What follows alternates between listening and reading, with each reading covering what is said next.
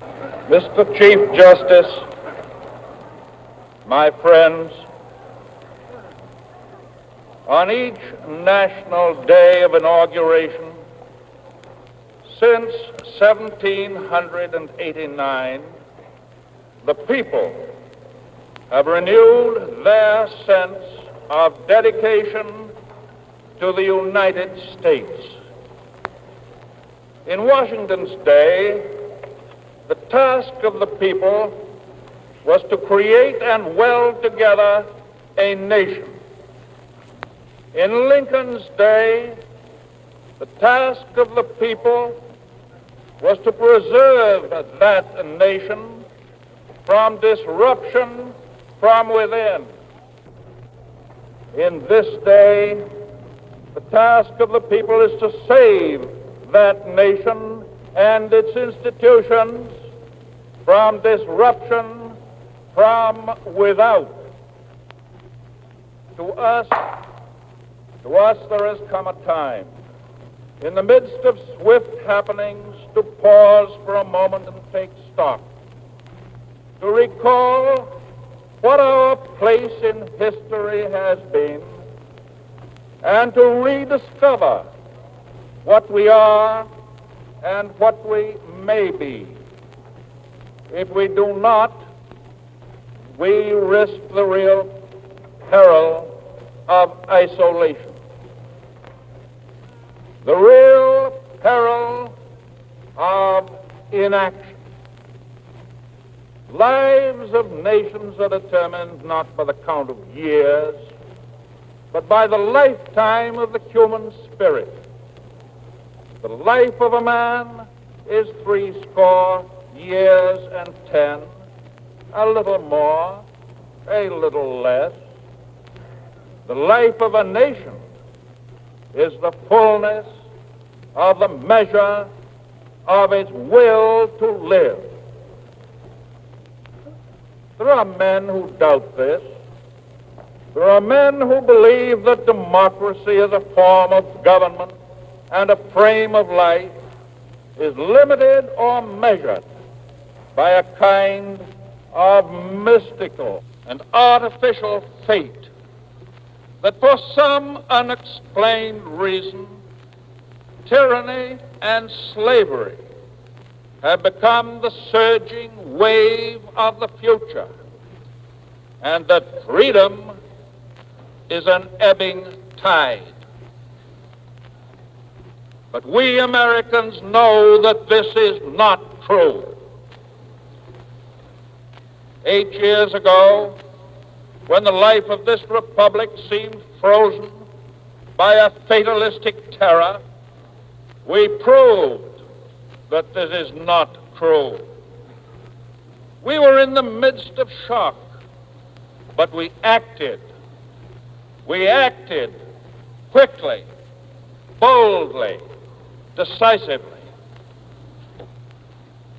These later years have been living years, fruitful years for the people of the democracy, but they have brought to us a greater security and, I hope, a better understanding that life's ideals are to be measured in other than material things. Most vital to our present and to our future is this experience of a democracy which successfully survived crisis at home, put away many evil things, built new structures on enduring lines, and through it all maintained the fact of its democracy. For action has been taken within the three-way framework of the Constitution of the United States. The coordinate branches of the government continue freely to function. The Bill of Rights remains inviolate. The freedom of elections is fully maintained. Prophets of the downfall of American democracy have seen their dire predictions come to naught. No, democracy is not dying.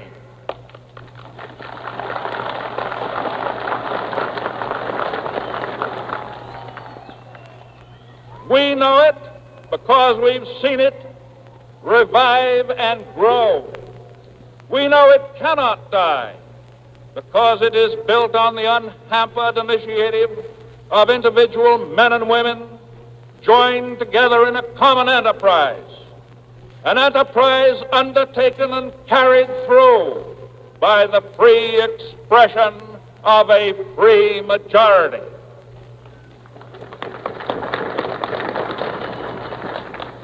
We know it because democracy alone of all forms of government enlists the full force of men's enlightened will. We know it because democracy alone has constructed an unlimited civilization capable of infinite progress in the improvement of human life. We know it because if we look below the surface, we sense it still spreading on every continent, for it is the most humane, the most advanced, and in the end, the most unconquerable of all forms of human society.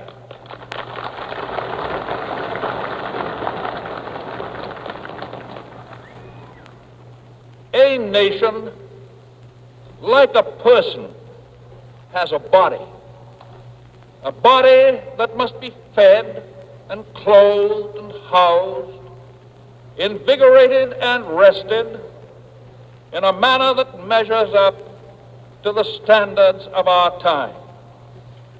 A nation, like a person, has a mind that must be kept informed and alert, that must know itself, that understands the hopes and the needs of its neighbors, all the other nations that live within the narrowing circle of the world. A nation, like a person, has something deeper, something more permanent, something larger than the sum of all its parts. It is that something which matters most to its future, which calls forth the most sacred guarding of its present. It is a thing for which we find it difficult, even impossible, to hit upon a single, simple word. And yet we all understand what it is, the spirit, the faith of America.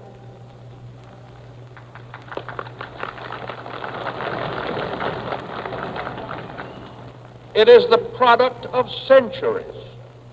It was born in the multitudes of those who came from many lands, some of high degree, but mostly plain people who sought here early and late to find freedom more freely. The democratic aspiration is no mere recent phase in human history. It is human history. It permeated the ancient life of early peoples. It blazed anew in the Middle Ages. It was written in Magna Carta. In the Americas, its impact has been irresistible. America has been the new world in all tongues and to all peoples, not because this continent was a newfound land, but because all who came here believed they could create upon this continent a new life, a life that should be new in freedom. Its vitality was written into our Mayflower Compact, into the Declaration of Independence, into the Constitution of the United States, into the Gettysburg Address. Those who first came here to carry out the longings of their spirit, and the millions who followed, and the stock that sprang from them, all have moved forward constantly and consistently toward an ideal which in itself has gained stature and clarity with each generation. The hopes of the Republic cannot forever tolerate either undeserved poverty or self-serving wealth.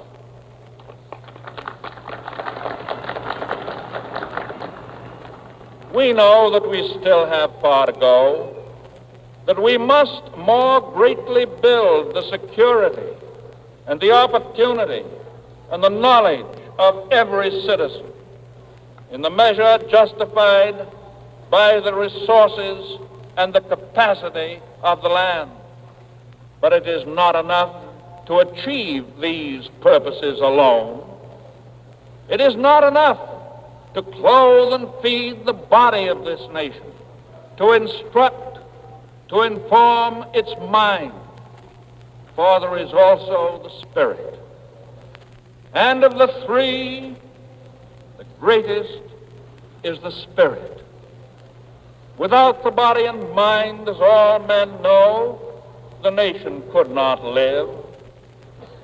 But if the spirit of America were killed, even though the nation's body and mind, constricted in an alien world, lived on, the America we know would have perished.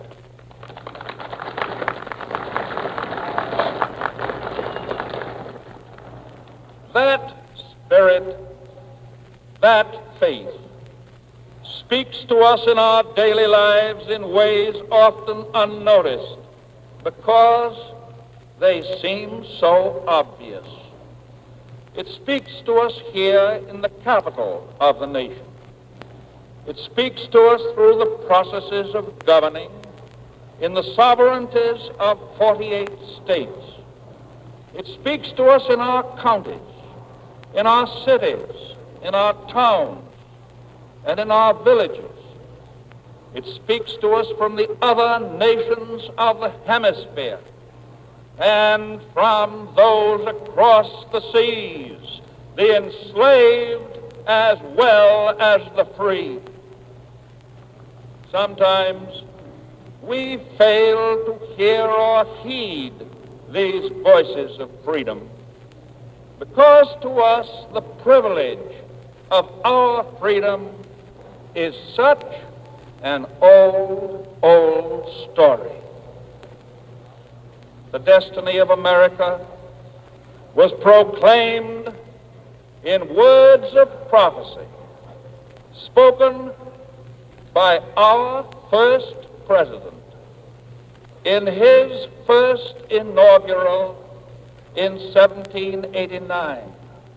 Words almost directed, it would seem, to this year of 1941.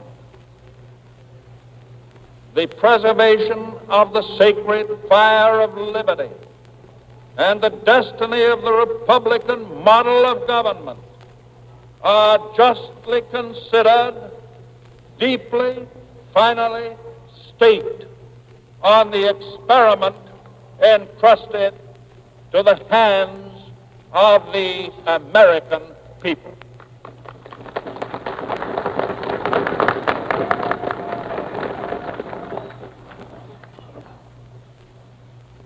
If you and I, if we in this later day lose that sacred fire, if we let it be smothered with doubt and fear, then we shall reject the destiny which Washington strove so valiantly and so triumphantly to establish.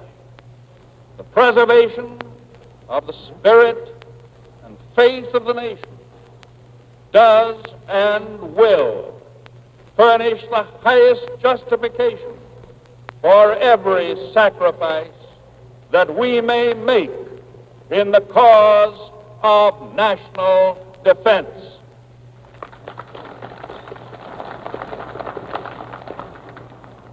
In the face of great perils never before encountered, our strong purpose is to protect and to perpetuate the integrity of democracy. For this we muster the spirit of America and the faith of America. We do not retreat. We are not content to stand still. As Americans, we go forward in the service of our country by the will of God.